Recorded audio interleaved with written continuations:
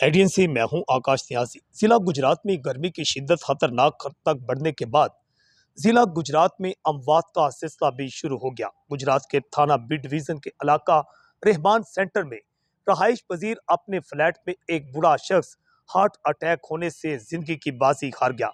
बताया गया कि शदीद गर्मी के बायस रात को सोने वाला शख्स वहीं बिस्तर पर पड़े पड़े ही जिंदगी की बाजी हार गया और तकरीबन 2-3 रोज उसकी लाश उसी कमरा में पड़ी रही।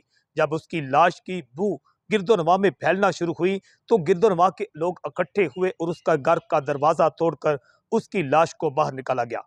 एसएचओ थाना बी डिवीजन यासीर अहमद का कहना है कि ये एक हादसाती वाकया है। इस समय किसी किस्म की कोई कानूनी कार्रवाई नहीं की गई।